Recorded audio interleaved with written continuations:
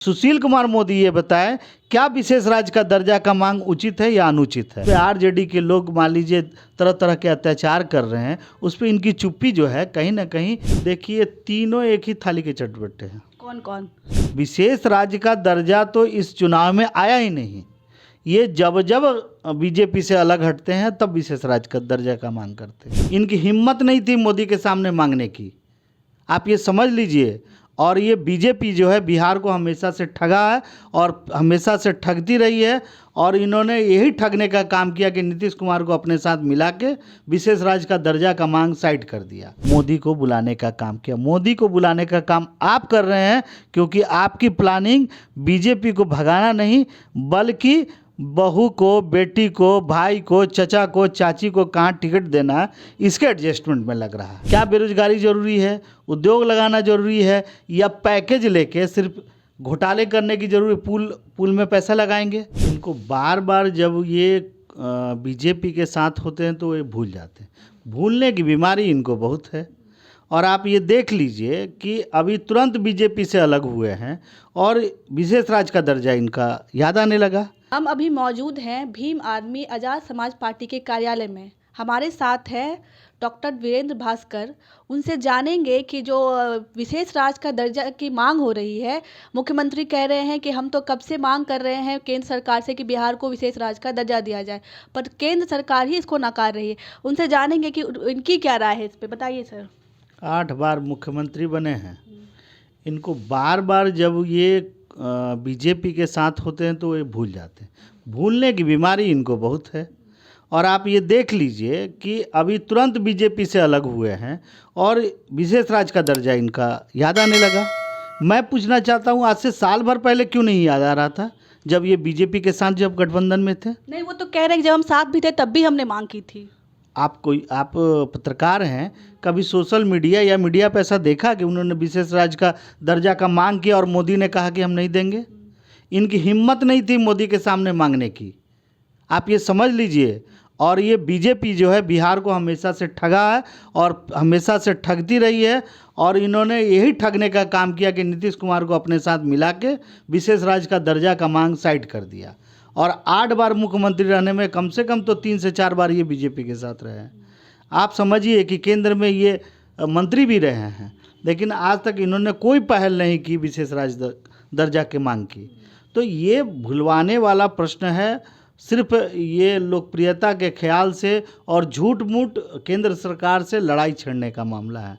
इनकी अपनी कमी होती है, उस कमी को ना देख के ये विशेष राज्य का दर्जा का मांग करते हैं। और सुशील मोदी जो है वो कहते हैं कि जो राजद है और जो जदयू है उनकी मिली भगत है कि बिहार को विशेष राज्य का दर्जा नहीं दिया। इसमें केंद्र सरकार की कोई गलती नहीं है। देखिए तीनों एक ही थाली के चटबट्टे हैं। कौन कौन? आरजेडी, जेडीयू और बीजेपी।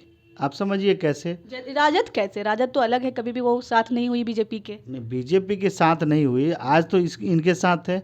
इनके मांग में हाँ मिला रही है, तो ऐसी कौन सी मजबूरी होगी कि हाँ में हाँ मिला रहे हैं। जब ये विशेष राज्य का दर्जा का मांग किया तो कभी भी आरजेडी ने ये नहीं कहा कि ये गलत या सही है। तो मैं पूछना चाहता हूँ कि ये नीतीश कुमार जी का मांग है या दोनों महागठबंधन सरकार की मांग है? पहले तो ये जनता को ये स्पष्ट करे। हो सकता है कुछ दिनों के बाद ये फिर अलग हो जाए और फिर अलग होने के बाद ये इनका मुद्दा बदल जाए। इनका तो कहना है कि जनता की मांग है, ये जनता चाहती है कि बिहार को विशेष राज्य का दर्जा मिले। मैंडेट जो इन्होंने लिया था, लोकसभा में जो मैंडेट लिया था वो कुछ और था, और राज्य में जो चुनाव हुए थे उसका मैंडेट कुछ और था। विशेष राज्य का दर्जा तो इस चुनाव में आया ही नहीं। ये जब जब बीजेपी से अलग हटते हैं तब विशेष राज्य का दर्जा का मांग करते हैं। अच्छा, आपको नहीं लगता कि केंद्र सरकार और चट्टे बट्टे का मैं एक और उदाहरण देता हूँ। आपने सुशील मोदी का नाम लिया, ये लोग केंद्र में मंत्री थे तो ये संतरी थे। केंद्र में इनकी सरकार 2009 से है, फिर 14 में आई और अभी तक है, तो ये इनके लिए दोषी नहीं है। ये बिहार के नहीं हैं। सुशील कुमार मोदी ये बताएं, क्या विशेष राज्य का दर्जा का मांग उचित है या अनुचित है? अगर उचित है तो उचित बोले, अनुचित है तो अनुचित बोले। ये दोषारोपण ये नीतीश कुमार और आरजेडी पे क्यों लगा रहे हैं? वो बिहार के हैं तो बिहार की बात क्यों नहीं करते? हम बिहारी हैं, आज़ाद समाज पार्टी कांसीराम बिहार के प्रवक्ता होने के नाते मैं कहता हूं कि विशेष राज्य का दर्जा अगर बिहार को मिलता है तो ये हमारे जनता के लिए एक अच्छी बात होगी। लेकिन ये झूठा छलावा देके पिछले 15 सालों से जो ये ठगने का काम कर रहे हैं, इस बात का हमें विरोध है। अच्छा, ये जो केंद्र सरकार और राज्य सरकार की जो लड़ाई है, इसमें बिहार का क्या होगा? क्या लगता है आपको, बिहार को विशेष राज्य का दर्जा मिल पाएगा? कैसे मिलेगा? विशेष राज्य का दर्जा देने के लिए केंद्र सरकार जिम्मेवार होती है और केंद्र सरकार इनके खिलाफ है। बल्कि विशेष राज्य का दर्जा पहले बाद में मांग करें, पहले ये अपनी सरकार बचा ले। किसकी सरकार से? नीतीश कुमार जी अपनी सरकार पहले तो बचा है ले। ही सरकार में, वो तो बने ही हुए हैं। अभी वो डगमडोल है। अभी देखिएगा, अब कभी ईडी आ जाता है तो कभी बीडी आ जाता है, पता नहीं कौन कौन से डिपार्टमेंट भेज देते हैं। मेरा ये कहना है कि जितने भी लोग हैं, विशेष राज्य का दर्जा हो या बिहार को सशक्त और मजबूत बनाना चाहता हूं, तो कम से कम बिहार के ऊपर में एक नीति पर स्पष्टता होनी चाहिए। क्या बेरोजगारी ज़रूरी है, उद्योग लगाना ज़रूरी है, या पैकेज लेके सिर्फ घोटाले करने की ज़रूरी? पुल में पैसा लगाएंगे और हजारों करोड़ का पुल गिर जाएगा, और उस घोटाले का आज तक जांच नहीं किया इस सरकार ने। केंद्र सरकार फेंकती है राज्य सरकार पे, राज्य सरकार फेंकती है केंद्र पे। मैं आपको रोकूंगी। 2014 में जब मोदी जो प्रधानमंत्री मोदी बिहार आते हैं, वो कहते हैं हम तो चाहते हैं कि बिहार को विशेष राज्य का दर्जा मिले। उसको लेकर अभी 9 साल हो गए, तब तक में केंद्र सरकार ने कुछ भी ध्यान नहीं दिया। तो ये केंद्र और राज्य, आपको क्या लगता है सबसे बड़ी गलती किसकी है? मेरी गलती नहीं है, इतना तो स्पष्ट है। ना मैं केंद्र में हूँ ना स्टेट में हूँ। सवाल यह है कि आपने खुद से बता दिया कि मोदी जी ने खुद स्वीकार किया कि नहीं, मुझे। उनका कहना है कि जो राज्य सरकार है वो मतलब इस चीज़ को लेकर इतनी इंटरेस्टेड नहीं है, इसलिए। अब दोनों का गठबंधन था, तब क्या दिक्कत था? उस दौरान ही दे देते। बिहारियों को अगर नरेंद्र मोदी ये सौगात दे देते तो बिहारी क्या कहते हैं कि हमें नहीं लेना है। ये सब नूरा कुश्ती है, नाटक है, ड्रामा है। मैं फिर याद दिलाना चाहता हूँ कि जो 17,000 करोड़ रुपया का जो गिरा पुल, उसकी जांच हुई। वो पैसा किसका था? जनता की थी।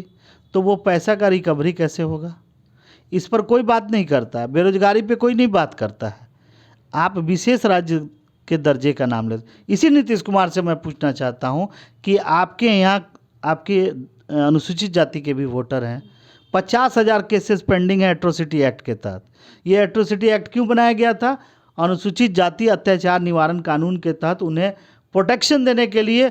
अगर उनके साथ कोई गलत हुआ है तो उसमें उनको सरकार के तरफ से कुछ आर्थिक सहायता मिले। ये 50,000 केसेस पेंडिंग है, यानी कि ये उन लोगों को देना नहीं चाहते हैं। अच्छा, आप नीतीश कुमार की बात कर रहे हैं। आपने परसों सुना होगा कि 75% जो है वो आरक्षण कर दिया गया है। विपक्ष जो है वो आरोप लगा रही है कि नीतीश कुमार जो है वो प्रधानमंत्री बनने का सपना देख रहे हैं। तो क्या कहेंगे इस पे? नहीं, इस पे तो हम यही कहेंगे, जो उनका आरक्षण का मुद्दा, इसका विरोध कोई नहीं कर सकता, क्योंकि ये सामाजिक न्याय की बात है। जिसकी जितनी संख्या भारी उतनी उनकी हिस्सेदारी। ये बहुत दिनों से मांग चल रही है। अब सवाल है नियत का। उन्होंने 75% का मॉडल दे दिया, फार्मूला दे दिया। क्या ये चुनाव में भी ये फार्मूला दे रहे हैं? 17% मुसलमानों को टिकट दे रहे हैं? क्या अनुसूचित जाति को 20% टिकट दे रहे हैं? क्या अति पिछड़ों को दे रहे हैं? नीतीश कुमार की नीयत पर क्या कहिएगा? आप भी कहीं ना कहीं कह रहे हैं कि वो भी प्रधानमंत्री, आप इस तरह इशारा कर रहे हैं कि नीयत ठीक नहीं है उनकी। नहीं, आप नीयत ठीक नहीं, यही तो मैं बताना चाहता हूँ। जिस समय इनके हाथ में है, सिर्फ अपना नीयत ठीक कर लें। प्रधानमंत्री क्यों नहीं बन सकते हैं? बिहार के हैं और अच्छे सोच के, थोड़ा सोच में जो विकृतियाँ आ गई हैं, जो इनका अनुसूचित जाति के ऊपर में जो अत्याचार हो रहे हैं, उस पर आरजेडी के लोग मान लीजिए तरह तरह के अत्याचार कर रहे हैं, उस पर इनकी चुप्पी जो है कहीं ना कहीं एक तबका से इनको अलग करने का काम कर रही है। और अगर ये ऐसा करते रहें तो प्रधानमंत्री नहीं बन पाएंगे। इनको ज़रूरी है कि प्रधानमंत्री बनना हो या कुछ भी बनना हो, तो ये ज़रूरी है कि सभी को उचित हिस्सेदारी दें, तभी प्रधानमंत्री की बात सोचे। हमारी शुभकामनाएं हैं उनके साथ। पर आरजेडी तो कहती है कि जो गरीब वर्ग है, शोषित वर्ग है, सबसे बड़ा मसीहा वही है उन लोगों के लिए। देखिए, अब तेजस्वी जी नीतीश जी को चचा को कहें, चचा भतीजा को कहें, ये तो आपस में ही अपने मियाँ मिट्ठू बनना हुआ। सवाल ये है कि आप पब्लिक सर्वे करेंगे तो पब्लिक सर्वे में आपको ये बात समझ में आ जाएगी कि पब्लिक का क्या रिएक्शन है, और ये रिएक्शन आपको चुनाव में भी नज़र आएगी। यही मैं आपको कहना चाहता हूँ। अच्छा, अब थोड़ी सी मुद्दे से हट के बात करते हैं। 2024 के चुनाव को लेकर के क्या आपकी पार्टी की क्या तैयारी है? हमारी पार्टी के स्पष्ट हमारे प्रदेश अध्यक्ष द्वारा, जौहर आज़ाद जी हमारे प्रदेश अध्यक्ष है, 10 सीटों पे हम चुनाव लड़ रहे हैं। अभी तक हमने ये घोषणा की है 30 सीटें हम महागठबंधन को ऑफ़र किया है कि वो 30 सीटों पे अपने चुनाव करें और 10 सीटों पे हमसे समझौता करें, अन्यथा बहुजन का वोट उन्हें नहीं मिलने जा रहा है। दूसरी बात कि अगर वो ऐसा नहीं करते हैं और किसी कारण बस मान लीजिए 10,000, 20,000 या 50,000 वोटों से आप चुनाव हारते हैं, तो कल हो के आज़ाद समाज पार्टी को आप ये दोष ना दीजिएगा कि आपने हमारा वोट कम करके मोदी को बुलाने का काम किया। मोदी को बुलाने का काम आप कर रहे हैं क्योंकि आपकी प्लानिंग बीजेपी को भगाना नहीं, बल्कि बहू को, बेटी को, भाई को, चचा को, चाची को कहाँ टिकट देना है, इसके एडजस्टमेंट में लग रहा है। ये मेरा कहना है। बहुत बहुत शुक्रिया। हमारे साथ भीम आर्मी के प्रवक्ता, उनको आपने सुना, उनकी क्या राय थी। आपकी क्या राय आप हमारे कमेंट बॉक्स पे लिख के ज़रूर भेजिए। तब तक के लिए धन्यवाद।